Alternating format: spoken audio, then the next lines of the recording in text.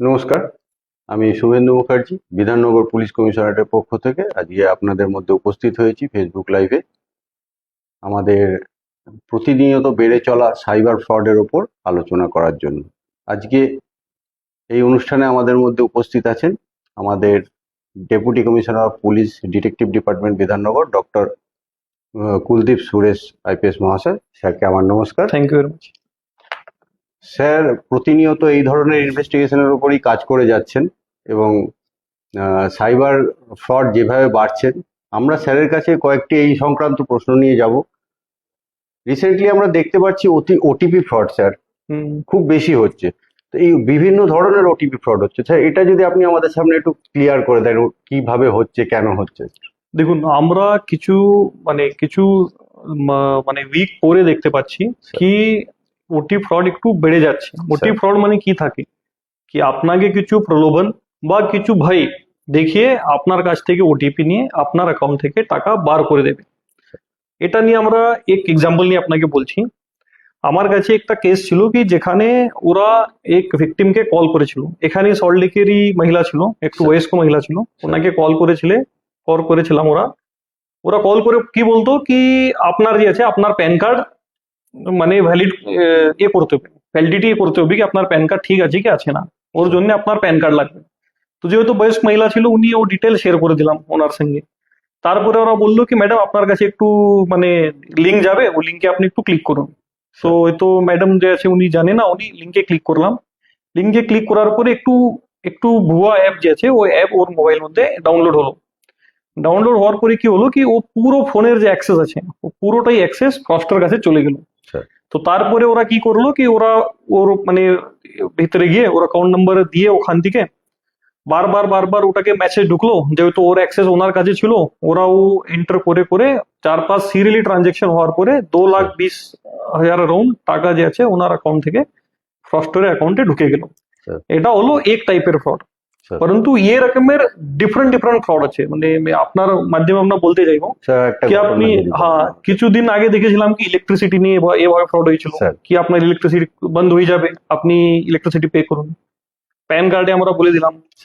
তারপরে থাকবে OLX a fraud থাকবে, সিমিলার ওএলএক্স এ হবে কি আপনার কোনো পারচেজ জন্য করবে। তারপরে যে আছে আপনার ক্রেডিট কার্ডে থাকবে কি ক্রেডিট কার্ডে কোনো ট্রানজেকশন হয়েছে ওর জন্য থাকবে। তারপরে আপনার যে কোনো থাকবে, ফর এক্সাম্পল আপনি জোম্যাটোতে বা সুইগিতে কোনো অর্ডার করলাম, কিছু সমস্যা হলো, আপনি নাম্বার ইন্টারনেটে সার্চ করলাম, ক্রোম দিয়ে সার্চ করলাম, নাম্বার পেলো। হয়তো ফ্রস্টাররা কি করে কি ওনার নিজের ওয়েবসাইট বানিয়ে ওটাকে এসইও মাধ্যমে ওটাকে উপরে ট্রেন করায়। তো আপনি ওখানে নাম্বার পেলাম, আপনি কল করলাম, তারপরে সিমিলার অ্যাকশন কল আসবে, অ্যাপ ডাউনলোড হবে, আপনার কাছ থেকে পুরো অ্যাক্সেস চলে যাবে, তারপরে আপনার অ্যাকাউন্ট থেকে টাকা চলে যাবে। এটা ডিফারেন্ট রকমের মডুস অপারেন্ডি হতে পারে, বাট এর মধ্যে ক্রাক্স এটাই আছে কি এত আপনার মোবাইলেও অ্যাপ ডাউনলোড করাবে বা আপনার কাছ থেকে এনি হাউস সোশ্যাল ইঞ্জিনিয়ারিং করে আপনার কাছ থেকে ওরা ওটিপি নিয়ে নেবে। এটাই এর মধ্যেই আছে। খুব সুন্দর স্যার, আমরা বুঝলাম স্যার। সম্প্রতি এমনি সবাই জানি আমরা যে পশ্চিমবঙ্গের লোকেরা বেড়াতে যেতে খুব ভালোবাসেন স্যার, এবং সেই বেড়াতে যেতে গিয়ে স্যার অনলাইন হোটেল বুকিং করতে গিয়েও তারা প্রতারিত হচ্ছে স্যার, এইটা যদি একটু আলোকপাত করেন। এটা আমরা রিসেন্টলি দেখেছি কি হোটেল নিয়ে কি হয় কি একটু সিমিলার, ফর এক্সাম্পল আপনি দার্জিলিং এ ঘোরাতে যাচ্ছেন, ওখানে কোনো হোটেল আছে, হোটেলের নাম আছে কোনো এবিসি নামের হোটেল আছে, ওর এক নির্দিষ্ট ওয়েবসাইট আছে। আপনি কি দেখতে পাচ্ছেন কি আপনি হোটেল সার্চ করলে না ওর সেম ওয়েবসাইট, ফেক ওয়েবসাইট আপনি ওখানে পাবেন।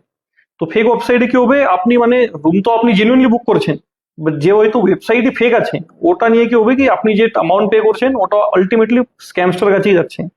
তো ভাবে যখন আপনারা কোনো হোটেল বা কিছু বুকিং করবেন, তো অবশ্যই যে অফিসিয়াল ওয়েবসাইট আছে ওর একদম অফিসিয়াল ওয়েবসাইট ওখান থেকেই করতে হবে। বা বিভিন্ন রকমের অ্যাপ আছে, প্রচুর অ্যাপ আছে যে হয়তো আপনাকে একটু হেভি ডিসকাউন্ট দিয়ে ওটা করায়, তো অ্যাপ মাধ্যমে করতে হবে, পরন্তু অফিসিয়াল ওয়েবসাইট দিয়েই করতে হবে। স্যার বুঝলাম স্যার। তার মানে স্যার একটা জিনিস আপনি যেটা বললেন স্যার, আপনার কথা থেকে এটাও আমরা পেলাম, আমরা প্রায়শই করি কি কোথায় সস্তা পাচ্ছি এটা দেখতে যাই, এটা দেখতে গিয়ে আমরা ওয়েবসাইটটা ভেরিফাই করি না। ওটাই আমাদের প্রধান কাজ হবে কি প্রথমে ওয়েবসাইটটা ভেরিফাই করতে হবে যে আমি কোথা থেকে বুকিং করছি, আর বেশি লাভ পাওয়ার লোভে না গেলেই হবে। স্যার এটা তো বুঝলাম স্যার, খুব ভালো। আপনারাও শুনলেন স্যারের কাছ থেকে যে কি কি ধরনের ওটিপি ফ্রড হয়ে থাকে বা হচ্ছে, প্রতিনিয়ত বিভিন্ন মানুষ প্রতারিত হচ্ছে। এটাও আমরা জানলাম। তো স্যার, এই যে আপনি যেটা ওয়েবসাইট নিয়ে বললেন, ওয়েবসাইট ঠিক না ভুল এটা দেখে নিতে হবে, এটা আমরা বুঝলাম। তো কারোর সাথে যদি স্যার প্রতারণা হয়ে যায়, এরকম কোনো ওয়েবসাইট ধরুন সে ঢুকে গেছে, সেখানে গিয়ে স্যার সে প্রতারিত হয়ে গেছে, তো তার কি করণীয় আছে এবং কিভাবে সে প্রতিকার পেতে পারে স্যার? দেখুন, এর মধ্যে দুটো জিনিস আমরা বলবো। প্রথমটাই তো আপনি যদি ওটিপি ফ্রড কল নিয়ে বলছি, যদি কেউ আপনাকে যদি জিজ্ঞাসা করবে কি আপনার মানে ভয় দেখাবে কি আপনার সঙ্গে ও হয়ে যাবে ও হয়ে যাবে, স্যার। আপনি মানে নিশ্চিন্ত আপনি ও কলকে কিছু রেসপন্ড করবেন না, বিলকুল রেসপন্ড করবেন না। মানে এটা আমি একদম এক্সট্রিম প্রিকশন বলছি আপনাকে। তারপরে হয়তো যদি আপনি বুঝতে পারছেন না, তো আপনার কোনো পরিচিত ব্যক্তি আছে, কোনো বন্ধু আছে, ওকে বলবেন কি এভাবে ভাই আমাকে কল এসেছিল, তো আমরা কি করব। তো হয়তো ওরা আপনাকে হেল্প করবে অফিসিয়ালি, মানে এটা সত্যি জিনিস কি মিথ্যা জিনিস ওটা ভেরিফাই করার জন্য আপনাকে হেল্প করবে।